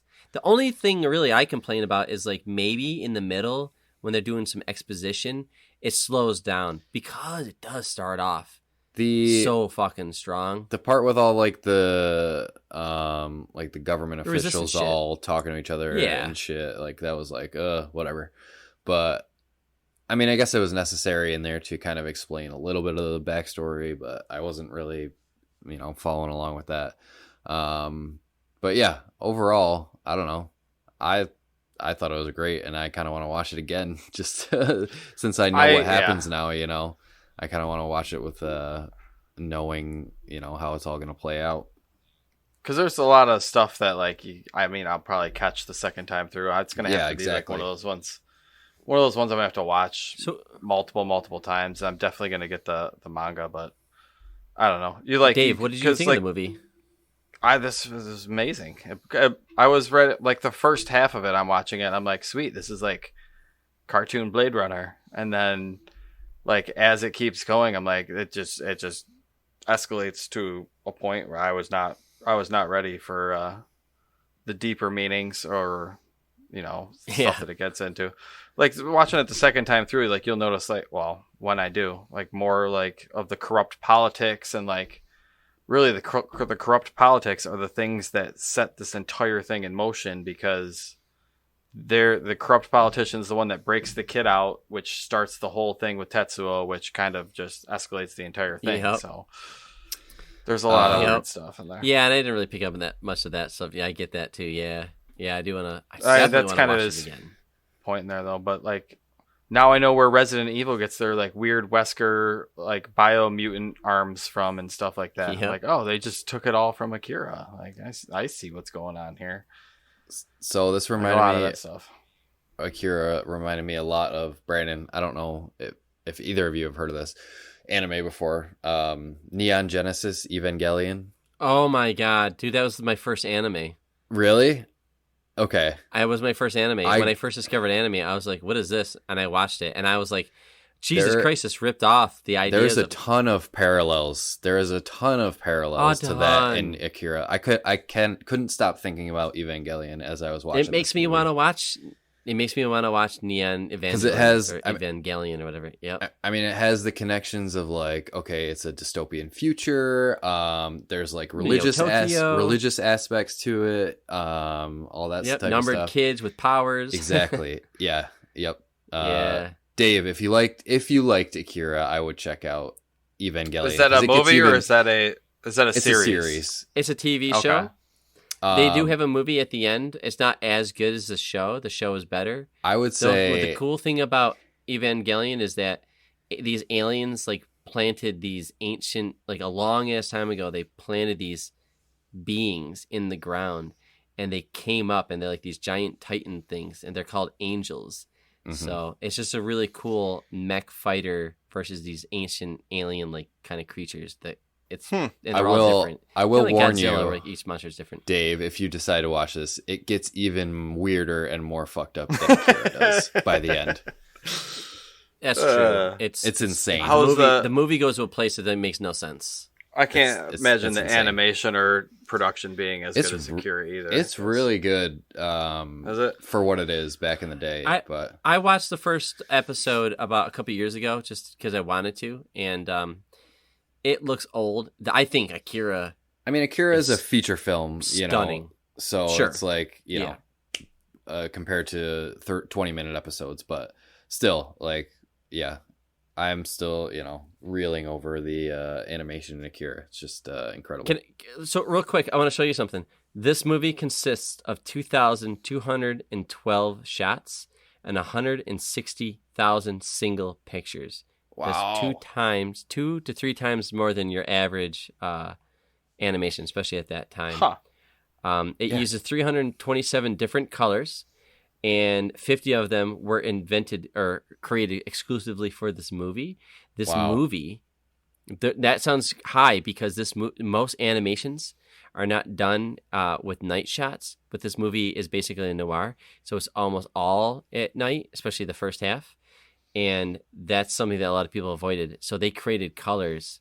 When you watch this movie, if you're listening to this movie review and you're like, I got to see this movie, it opens up with the most beautiful nighttime cityscape drawings you've ever seen. It's crazy that this movie, and the way they do the parallax with the movement and the layering and stuff like that, the attention to detail, every second is a work of art in this movie for sure. I just wanted to share that production that I saw. Yeah, it's insane. I'm curious to see if, like, on the 4K or Blu-ray or whatever version, the new HD remakes, like if they mess with the frame rate at all, because I'm curious if it's what I watched was probably, I'm gonna guess 24 or 30 in that range, but if they, I don't know, if they smooth it out even more, I don't know, it might just melt my brain at some point. But I was not ready. I went in blind, not knowing anything about it. I just threw it on and started watching, and yeah, it's a new universe that I've been introduced to, and it's one that's gonna stick, I think, for a little bit. It's nice that like it hasn't been ruined either. It's not like there's like a shitty TV show that came after it, or they made like a 2 and 3. So there's a live action movie, I guess, in the works. It's one of those IPs where, like, yeah, somebody's trying. Taika Waititi's trying. He's like the hottest director right now. So This is a passion project. So he'll probably get to this years later. I don't think this is coming anytime soon. I mean, it's a hard act to follow. I don't know. Mm-hmm. Like, it's you got a high bar set from just the animation. I don't know what you do. I don't even know why we would need to see a live action, because what's the live action going to do? Bring in amazing CG? This has amazing animation. It's not like it's amazing for 1988. It's amazing animation, period. And I don't think you can do a live action and just get away with it. I think you need, and if you do, they better be fucking Japanese. But I'm just saying, like if you're gonna do it, oh man, I mean, what are you gonna do? You can't outdo the beauty of this movie. You can't. Yeah. All you could do is maybe introduce like a different way of telling the story, or a sequel, or a prequel. Or it's in the same universe, but. I mean, I can't think of, because in the comics, apparently, like Akira the manga, Akira kind of comes back to life and he lives on Earth or whatever at one point, and he sits at that throne at the stadium, and Tetsuo is like his Darth Vader to the Emperor kind of thing. He does his bidding. Well then, crazy, right? Huh. I know. Makes you really want to get that manga. I think it's like $20 a volume, and there's like 5 or 6 volumes or something like that. But it's an investment, but it's probably one. I mean, it's fucking Akira. It's like Star Wars, Akira. Like, you hear these names thrown out there. This is one of those that definitely gets the approval, I think, from us. And it's just, why would you not? You should probably have this in your collection if you're into this shit. Absolutely. 2 thumbs up over here. Oh yeah, yep. This will be one I'll be watching again. We could gush on this movie. I know it's influenced a lot of things that we've seen. I think everybody, if you're a fan of the stuff that we're a fan of, right? TV shows, movies, video games, I think you just need to go and spend the time, even if it is an anime. Don't look at this as like any other anime. This is one of those good animes that does everything that you would like. Just adult animated, adult animation, adult content. You mentioned it before, Brandon. This, now that I think about it, this really doesn't have like any of the anime tropes that people always complain about. No. You know? No, I love it. The music's really good. The dialogue's good. They don't even have those random scenes where it just gets like goofy and cartoony and like exactly. break the fourth wall. It doesn't. I didn't even really think about it when I was watching rounded. it. But like, it's, you know, it's just a very well animated movie that happens to be in Japanese, you know, and take place in Japan. And it's amazing. I would highly recommend it to anyone, even if you're, you know, skeptical about anime, because it doesn't have any of those weird anime tropes that, you know, might discourage some people from checking out something that's anime. So, like me. Yeah, and exactly. Like Dave. Even Dave, the Dave's anime more version. anime now than me, I think. I wouldn't go that far, but he's the one that's watching. Well, you're watching like into My Hero. Academia. I'm still digging through My Hero. Yeah. I didn't actually get any in this week, but I'll get back in there. And I can't get into that show because of the tropes that come with anime. And then like I look at Akira, and I'm like, listen, if you're like a dude or whatever woman, and you're just not like, I can't get into that stuff. Like my wife, I go, do you ever see Akira? And she's like, I think so. Isn't that like a movie about like? She said something, and I'm like, no, it's an anime about biker games. She said, no. I'm like, as soon as I said anime, she said no. And I will say, this is the movie that you can safely watch and not have to worry about the shit that you don't like about animes. This movie is so goddamn awesome. And just watch the opening 20 minutes and then be on your way. Mm-hmm. Just watch the opening 20 minutes. You'll be, if you're not hooked by then, like at least you got to see some of the coolest animation you've ever seen drawn by hand. I did actually watch this with the wife too. Well, oh wow, what'd she think? What did she think of it? Well, she fell asleep during the first half, but she was. I mean, like when it started to get a little weird and crazy towards the end. The movie. Well, no. Well, she was. Yeah, she's got her own things. It's too late for her, but like the animation just kind of melted her brain. She was not ready for like. She's like, this was made in '88. Like, really? I'm like, yeah, absolutely. It looks better than anything that's coming out these days too. So. Just like the details in the background and like neon signs, like the illumination from them, and just like the tiny, tiny attention to details kind of blew her mind. But she actually enjoyed it and liked it. It was just it started to get a little weird for her towards the end. So, but I also really want to watch the Studio Ghibli films, because those are also another example of like they don't have the anime tropes and they're like super good. So animation. I do too. Yeah. It's a whole. They're family focused and they have like their own genre. Did you catch that? They have their own like. Yep. Did you see this? What is it called? Cottage. Yeah. What is it called? There's slice of life anime, which I don't know if that's what it would qualify as, but yeah, I know exactly what you're talking about. But the Studio Ghibli sounds like Hallmark movie anime. Slice of life. The Studio Ghibli films have always been something that I have wanted to watch, because I've heard nothing but good things about them. And like I said, Cottagecore. Okay, it's weird. It's like this it's like so pure and innocent. It's, yeah, because like when you look at China and Japan, like Eastern culture or something like that, I think from my understanding, because I just learned about this last night, that there's just like this fantasy of getting away from the industrial urban life and just living peacefully and quietly in a very simple life, like in a cottage, and just taking care of plants and listening to the wind. So it's basically the opposite of Akira.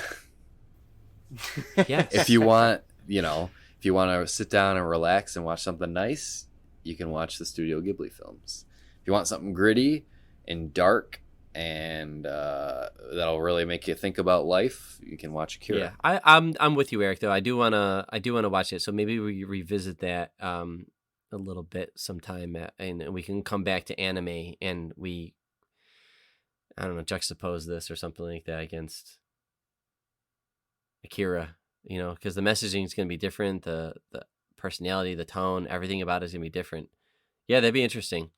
Again, it's weird. Anime is like this weird thing, especially for people which apparently Akira did fairly well in the United States, obviously with the influence and stuff like that. But it makes you want to watch more anime. It's that good. It's like a gateway to anime.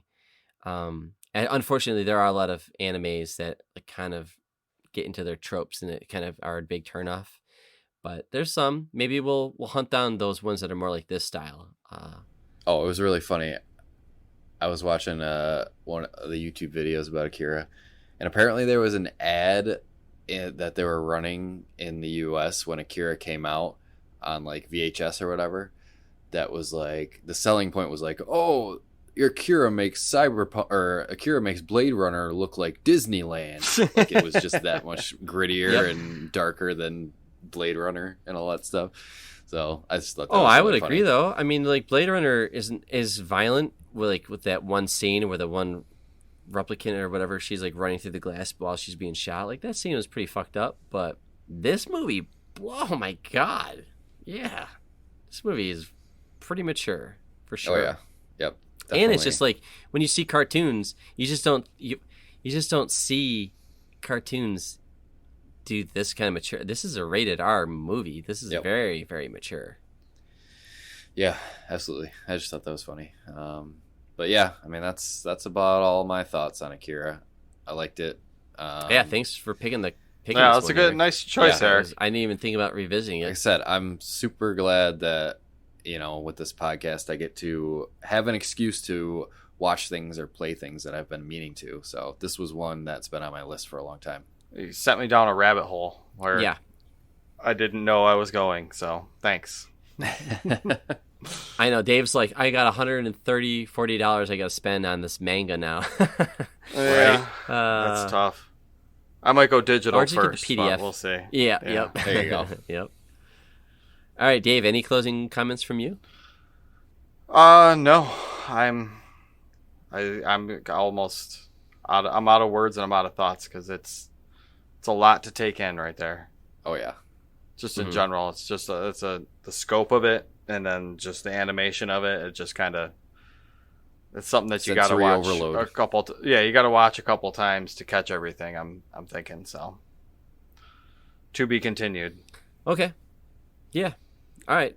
Well, we talked a lot about it. I hope people who listen to this, if they haven't seen it, I hope we didn't spoil too much of it. You really just got to go. It's we spoiled the shit out of it. I know. We literally talked about we literally everything. spoiled the shit out of it. But hopefully, if someone has never seen it and we interested them enough to watch it, they stopped in the middle of the episode, went to watch it, and then finished the episode. So yes, that's the hope. Yeah. Yeah. Go watch it. What the hell are you doing? Go watch it. And if you have watched it, I hope this made you want to go back and watch it again. All right, let's take a break, and then we'll play our game of Name That Game. I'll be hosting that, and then we'll wrap up. All right, so we'll be right back after this.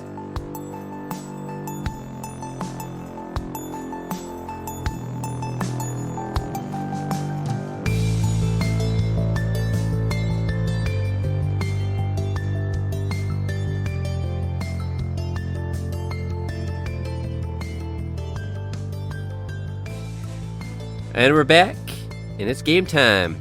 We're gonna be playing Name That Game. Dave, do you wanna do your cute little auto tune effect. No, Shh. no, we Oh. cut out that we no auto tune because Not risking it. I don't want to. Not I don't risking want the to fuck audio. up my audio quality. So we're just going with the same thing. You can sing it. Phil, go ahead. So name that game. I'm gonna host. I'm not gonna sing it. Yeah. And yeah, so real quick, it's easy. I'm gonna list off some facts about each of these games. These are video games, and you guys just have to say your name. The first one that says it gets to declare what the game is. If they are wrong, the other person has a shot to go, or they can get a freebie, go and get the next detail read to them, and the other person can't say anything because they used it. Yeah, that's it. Are It's pretty you guys cut and ready? dry. Yeah. I think I'm so. ready. This time. For action. All right, so there's the theme. So we watched Akira. Akira came Oh, out sweet. 1988. 1988. Uh-oh. If it has to do with 1988, Dave's gonna get the. Dave's gonna win. Hold Uh-oh. on. Okay. But it takes place in 2019. Oh, twist. So I have 5 games selected that either came out in 2019 or 1998 or 1988. Ooh, And don't worry, I'm not interesting. picking like a random game you don't know from 88. You probably just know the game, you just didn't know it came out in 88. So just that's your hint. That's the connective tissue that I have for Akira. Gentlemen, Sweet. are you ready? Let's do it. Fire in the hole. Okay. Here we go. First game. The game had approximately 115 developers working on it, making it the studio's most labor-intensive project. To refine the game's non-verbal communication system, the studio play-tested the game for a month without using any voice chat and applied fake names to the playtesters to predict how the players would most experience the game. The game is built using a modified version of Valve's Source engine. 8 hours after its launch, this game surpassed 1 million unique players and reached 2.5 million players within 24 hours. In 1 week, it achieved a total of 25 million players with over 2 million peak concurrent. And by the end Dave? of it, go ahead. I don't think this is right. Is it Overwatch? It is not Overwatch. Damn it. Correct? Freebie for me.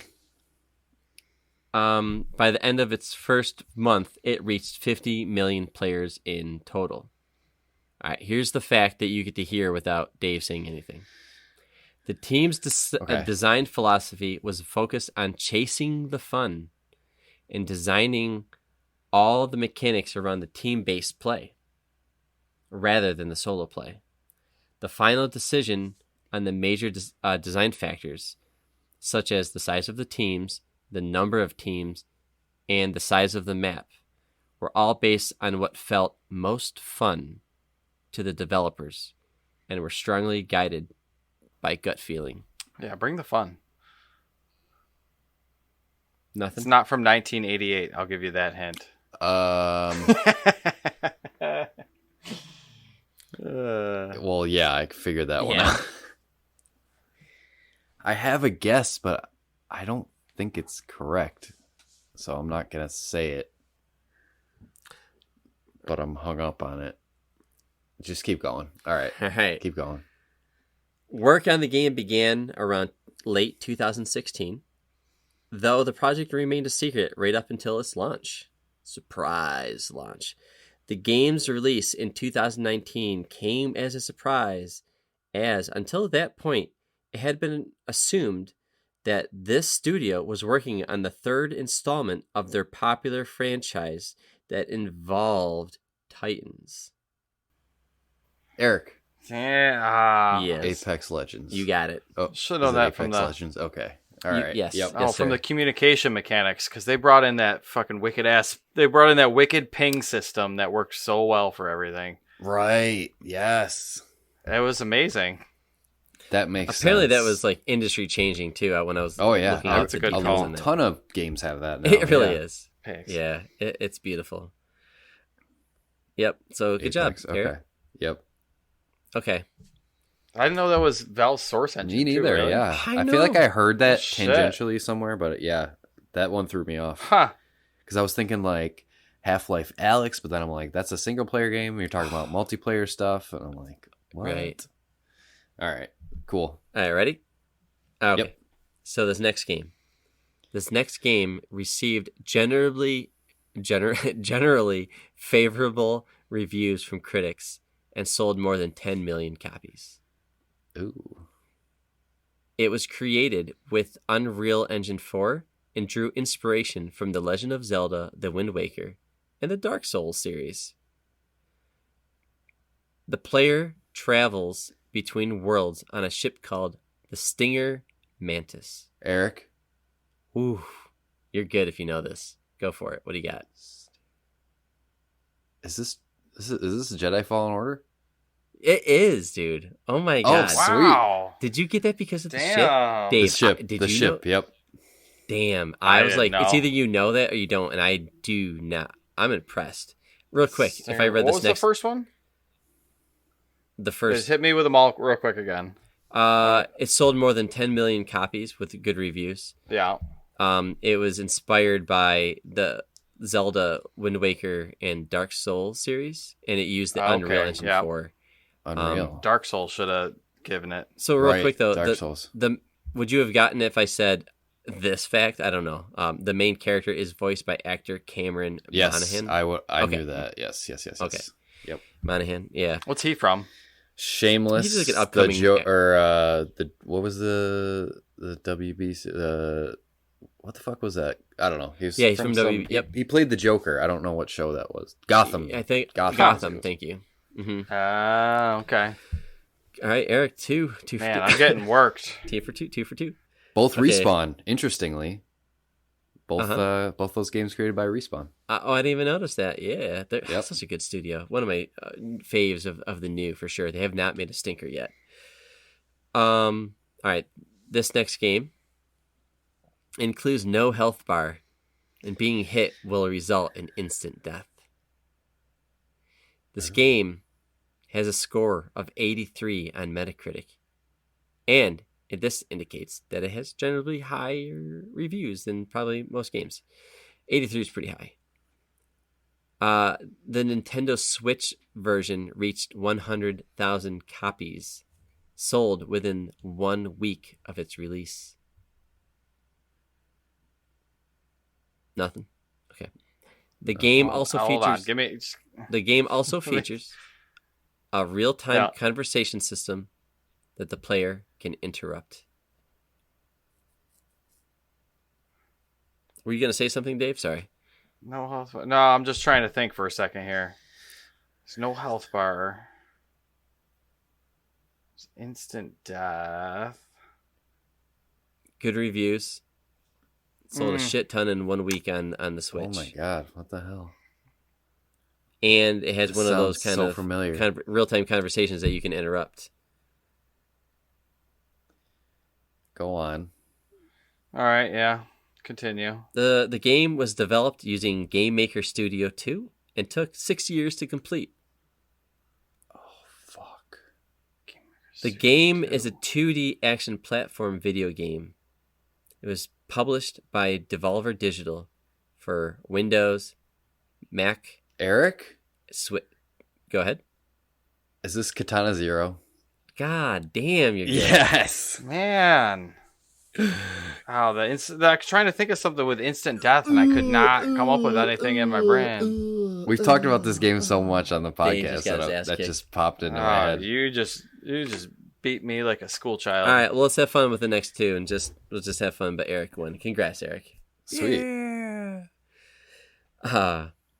This game took more than 2 years to complete, at a development budget of about $800,000. If you inflated that, it'd be about $1.8 million today. Well, this was the One of the 1988 game, apparently. One of the screenshots shown on the back of the game box is a level that didn't make it on the game's final cut? Ooh. Dave. Ooh. Okay. Super Mario 3. Wow, I was just thinking David. that. I was just I knew that one. I knew that fact. Yep.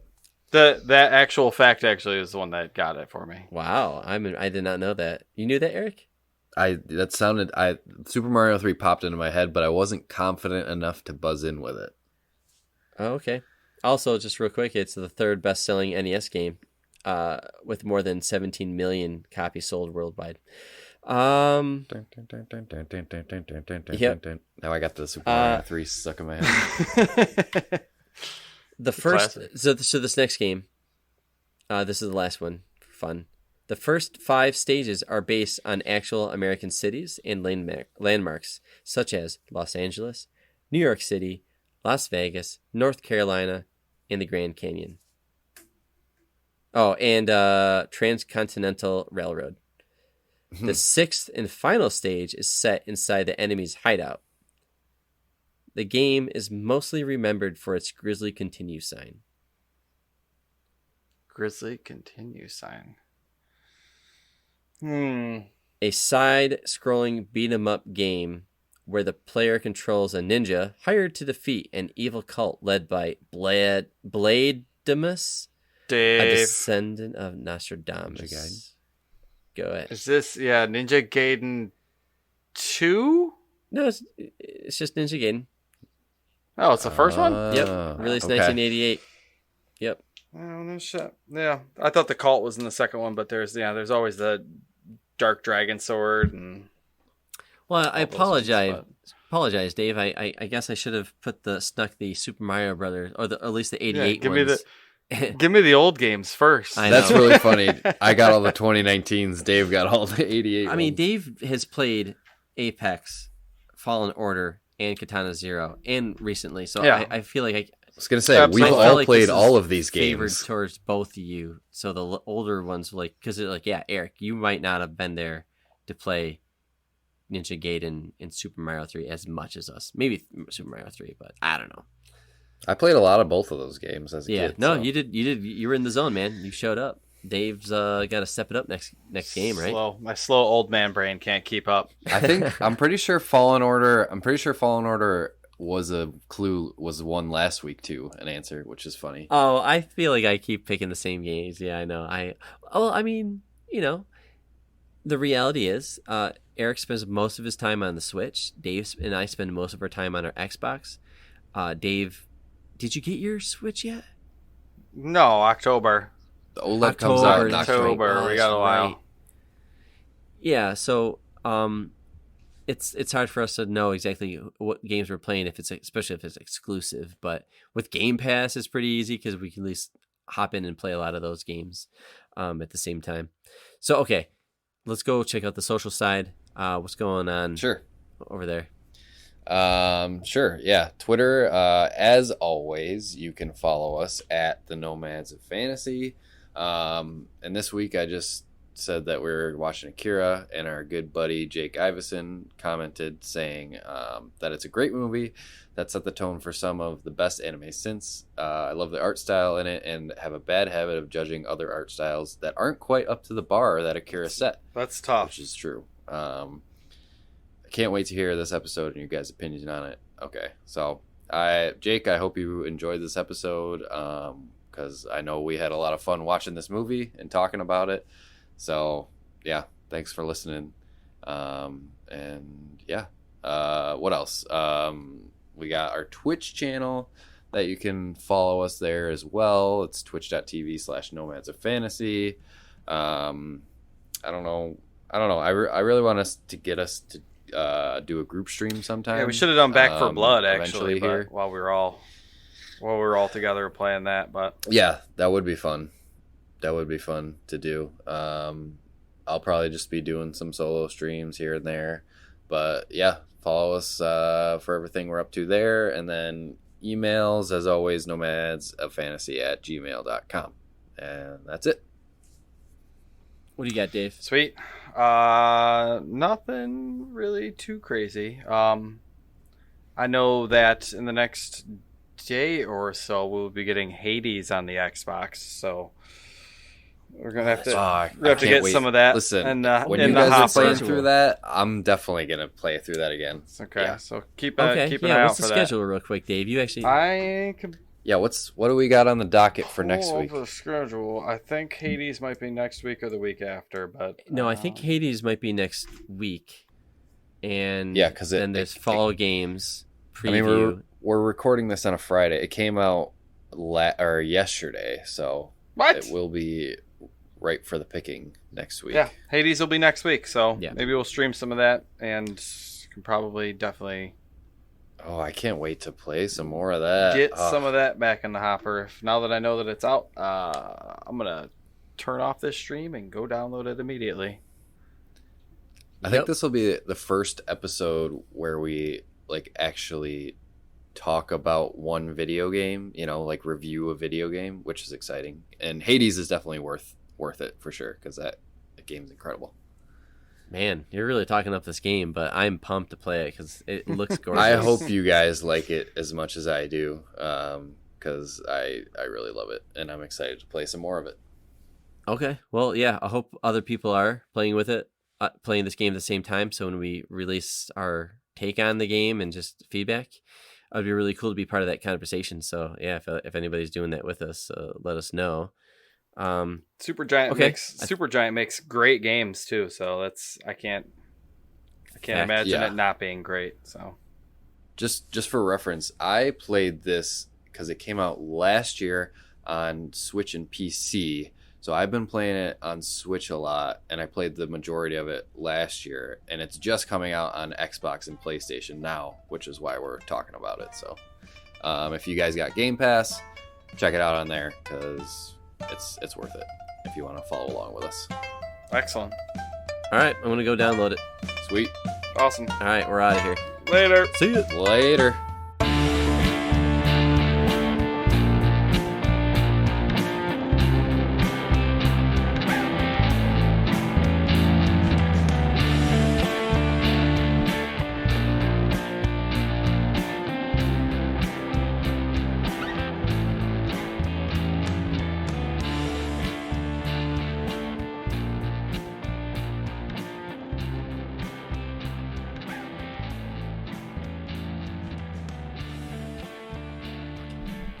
Can you talk? Hello. Hello. Hello. Are you podcasting? Hello. Hello. Again.